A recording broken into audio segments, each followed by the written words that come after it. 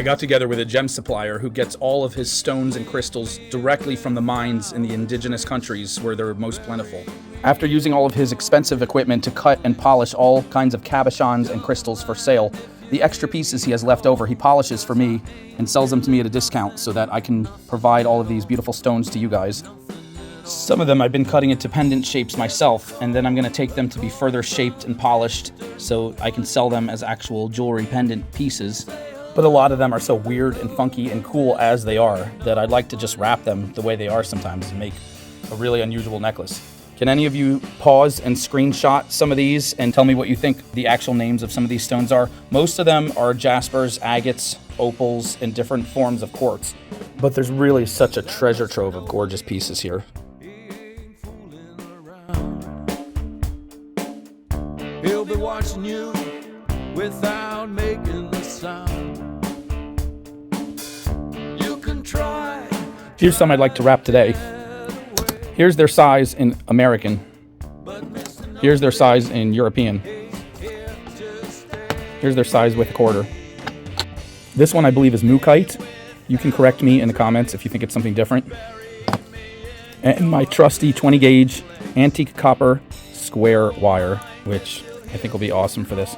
This looks like all messy because I bought a whole bunch of this from an auction to help benefit an art center where somebody had left this behind and they were trying to sell it, and now I can wrap a lot of stuff. Needle nose, round nose, and cutters is all we're going to be using as usual. These are like Walmart or Amazon cheap. This is actually some nice cutters somebody donated to me. I would never pay for them. I think they're like 65 bucks. But these, I just go through these like crazy. So I'm taking about 4 feet here, and I'm just put the two ends together and then find the middle that way. There's the middle. Let's make that a loop.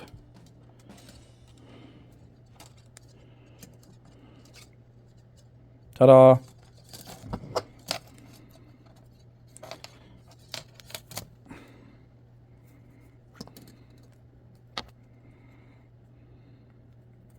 Let's give that a twist, lock that in, and then let's just have some fun. I'm just gonna just make these two sides kind of ice skate together. This wire's a little janky. It's a little bit already bent up and stuff, but I don't care. I'm just having fun. I have no complaints. No complaints, no judgment, just having fun. That's the best way. Will it turn out awesome? I don't care. Will it turn out horrible? I don't care. And that's the best way. Fold that over there. And let's make this one come down and do a little dance and then fold right there. Okay. So already it's all janky and messed up. I don't care. But let's squeeze it back. Muscle it in. Make it sit where you want it to sit. And I don't want to have to keep doing that again and again. So I'm going to try to lock this stuff where it is now. Back here in the back. I'm going to fold it over, holding it real tight with all my fingers from every direction. Fold it over, give it 2 twists. Now it's locked tighter. That's moving a lot less. And I'm going to come back through this little crevice here, come back around here. And that's pretty much it. I mean, that's a finished piece right there. That's weird enough to wear. I like it, but I want to do a little bit more. So I'm going to maybe make this do a little lightning bolt back and forth zigzag. I could do more curlicues, but I don't want to overdo the stone. I want to just, get it done, and that's it. And that's pretty much it. I've covered enough of the stone, so I'm just going to wrap these back here, and now it's all about just getting it. See, it's not as secure as it could be. So I have 2 wires to work with. This I'm going to come from the front and the back. This one I'm going to bring back up the front. I'm still holding everything tight. I'm still pushing this down because I want it down more. And come back up the front here, come across and lock that in like that. I can even go across the stone again until it's really locked in like that. Bam. Okay. Now this one here, I'm going to go straight up the back so it's locked in from the front and the back. I'm going to come up here, straight up. I don't want to give it any chance to wobble or wiggle. So I already don't like that it can kind of move a little bit like that. If there's a way I could lock it into one of these parts, I could. I could dig underneath and try to loop it around one of these. Maybe I'll do that. Maybe I'll just twist it around this one right here, because that one's kind of loose still. I don't want to work too hard on this. So I'm just going to, there you go. Yeah, I can fit that one in there without too much struggle. So I'm just going to loop it in there. You got to be careful when you're threading it. You don't like crimp it and make like a weak spot. You just grab it, pull it tight. This is the first time I picked up pliers. And really should be using these ones. Just pull that, pull it tight. Okay, now it's better. Believe it or not, just that little, just tucking it under there, that little bit locks it in a lot better.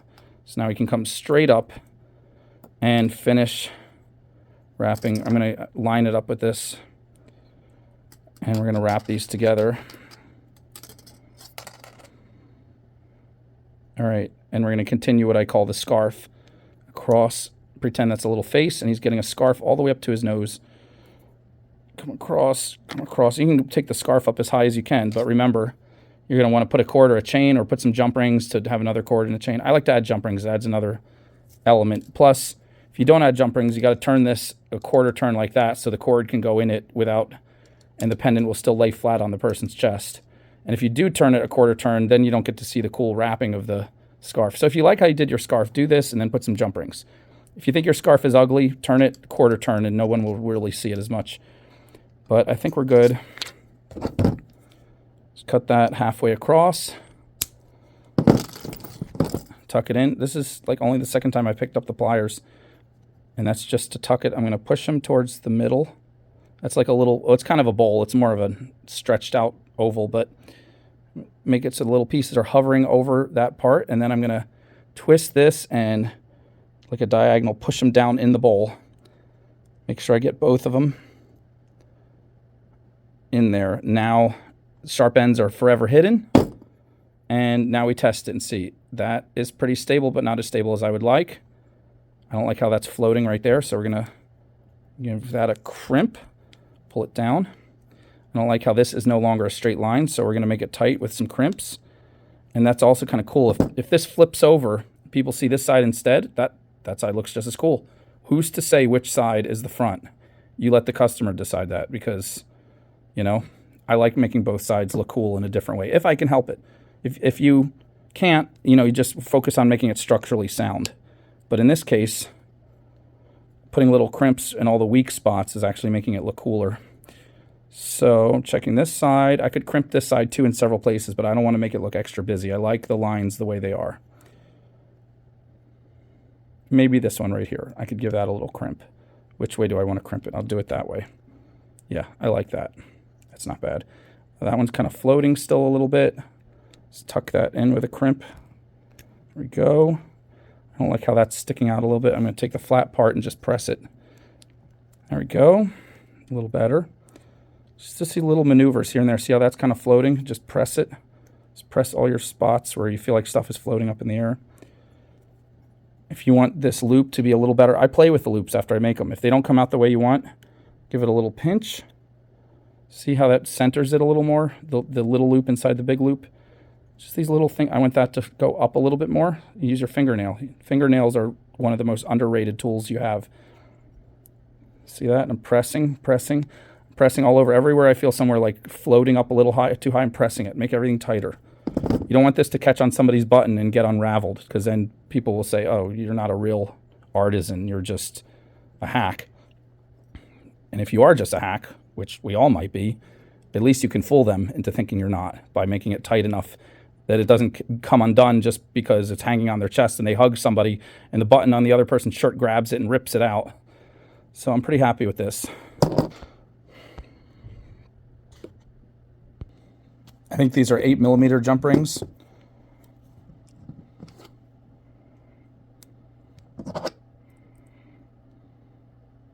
Wiggle it to get it just right.